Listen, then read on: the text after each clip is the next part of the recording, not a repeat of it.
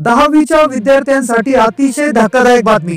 10वीच्या परीक्षेमध्ये राज्य शिक्षण मंडळाने एक धक्कादायक बदल केलाय, ज्यामुळे 50% मुलं नापास होणार। आता जर तुमचा मुलगा किंवा मुलगी आता 10वीला शिकत असेल आणि तो पुढे परीक्षा देणार असेल तर ही अर्जंट माहिती समजून घ्या, कारण आता 10वीतून पास होणं अतिशय कठीण होणार आहे। राज्य शिक्षण मंडळानं आताच एका परिपत्रकाच्या माध्यमातून 2026 मध्ये होणाऱ्या 10वीच्या परीक्षेमध्ये 3 महत्त्वाचे धक्कादायक बदल केलेत। हे बदल इतके भयानक आहे की ज्यामुळे प्रत्येक वर्गातून 50% मुलं नापास होणार आहे। 10वीच्या मुला-मुलींना धडकी भरवणारा हा निर्णय आहे, कारण की 10वीच्या परीक्षेचा पॅटर्न बदलणार आहे। पूर्वी ज्या पद्धतीने परीक्षा घ्यायला जायच्या, ज्या पद्धतीने परीक्षा व्हायच्या, पेपर व्हायचे, ती पद्धत वेगळी होती। पण यावेळेस 2026 मध्ये जी 10वीची परीक्षा होणार आहे तिचा पॅटर्न अतिशय वेगळा असणार आहे, ज्यामुळे आता 10वीत पास होणं अतिशय कठीण होणार आहे। कारण राज्य माध्यमिक शिक्षण मंडळाने 10वीच्या परीक्षेमध्ये बदल करण्याविषयी एक शासन निर्णय काढला आहे। त्यामुळे लवकरात लवकर हे समजून घ्या की परीक्षेमध्ये नेमकं काय बदल होणार आहे। आता जर तुम्हाला 10वीत पास व्हायचं असेल किंवा चांगले मार्क पाडायचे असतील तर तुम्ही नेमकं काय करायला पाहिजे। राज्य शिक्षण मंडळाने हा GR नेमकं कशा पद्धतीने काढलाय, कोणते 3 बदल नेमकं झालेले आहे, आता परीक्षा नेमकं कशा पद्धतीने होणार आहे, चला जाणून घेऊया संपूर्ण सविस्तर माहिती। 10वीची परीक्षा म्हणजे आयुष्याचा टर्निंग पॉइंट। 10वीच्या मार्कावरच विद्यार्थ्याचं भवितव्य अवलंबून असतं, कारण की 10वीला जास्त मार्क पडले की त्यावरून तो ठरतो की तो आर्ट्सला जाणार, कॉमर्सला जाणार की सायन्सला जाणार की एखादा छोटासा कोर्स करणार। पण याच 10वीच्या महत्त्वाच्या परीक्षेविषयी SSC बोर्डानं एक परिपत्रक जारी केले आणि ज्याच्या माध्यमातून 10वीच्या परीक्षेमध्ये 3 धक्कादायक बदल करण्यात आलेले आहे। आता ज्यामुळे कितीही अभ्यास केला, कितीही पाठांतर जरी केलं तरी मुलं नापास होणार आहेत। परीक्षा पद्धतीमध्ये आमूलाग्र बदल करण्यात येणार आहे, ज्यामुळे 2026 मध्ये होणाऱ्या 10वीच्या परीक्षा या खूप धक्कादायक पद्धतीने होणार आहेत।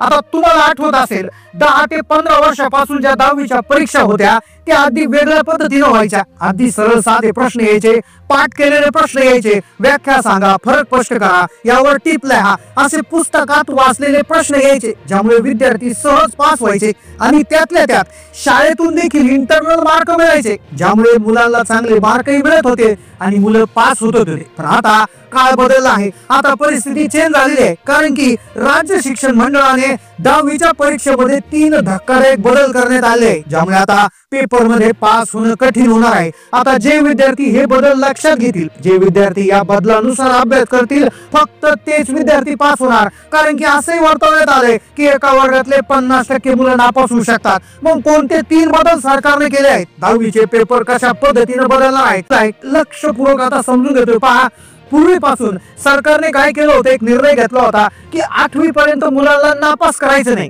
8वी पर्यंत मुलांना पासच करायचं, हा नियम आणला होता। अनेक शाळांमध्ये तर टक्केवारी देत नसायचे, फक्त ग्रेड दिला जायचा, A grade, B grade, C grade, D grade. यानं झालं काय, मुलांचा अभ्यासावरचा ताण कमी झाला एका बाजूनं, पण झालं उलटच, मुलांमधली स्पर्धा कमी झाली। त्यांना वाटू लागलं की आता अभ्यास केला काय, नाही केला काय, पास तर होणारच आहे। 8वी पर्यंत नापास होण्याची भीती नसल्यामुळे अनेक विद्यार्थ्यांना अभ्यासाची सवय आणि गंभीरता कमी झाली।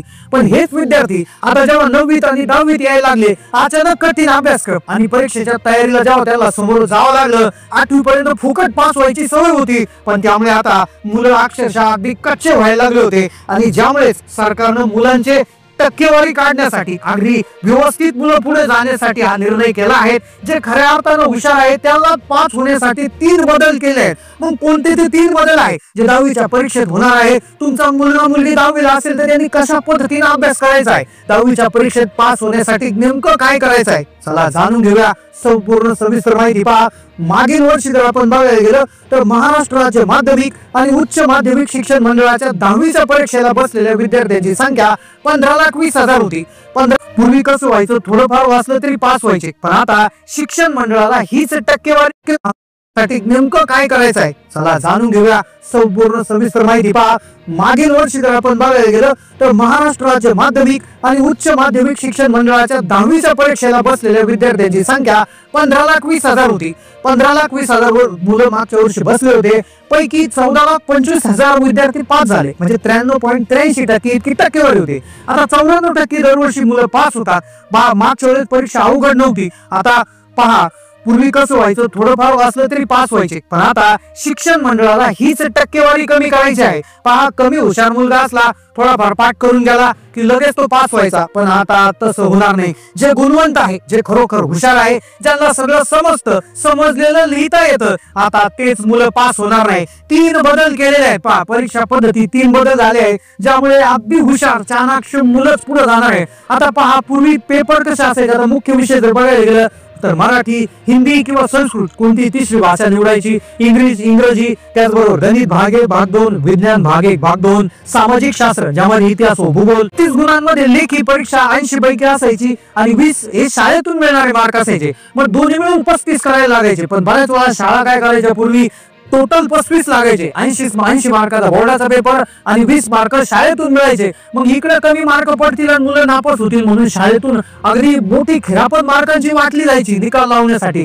पण आता या सगळ्या ब्रेक लागणार आहे. पालकांनो, विचार करा, तुमचा मुलगा मुलगी पुढे डॉक्टर, इंजिनियर कोणत्याही क्षेत्रात पुढे जाणार आहे, तो जर कच्चाच गेला, तो जर अशा प्रकारच्या बनावट मार्कावर गेला तर कसं होईल? हे खरं तर हा जो बदल आहे तो मुलांच्या चांगल्यासाठी आहे. आता बदल नेमका काय आहे, कशा पद्धतीने बदल झालाय, अतिशय महत्वाच्या मुद्द्याकडे आता बोलतोय. तर पहा, बदल पहिला आहे पाठांतर नाही तर समजून घ्या. पहा, आता मुलांना पाठांतरावर आधारित कुठल्याही प्रकारचं शिक्षण नाहीये. पाठांतर करू नका, समजून घ्या, हे आता इथे बदल होणार आहे. त्यानंतर गणिताचे, विज्ञानाचे प्रश्न सोडवताना पुस्तकातलं येणार नाही, तर बाहेरच्या समस्यावर प्रॉब्लेम त्या ठिकाणी त्याला येणार आहे.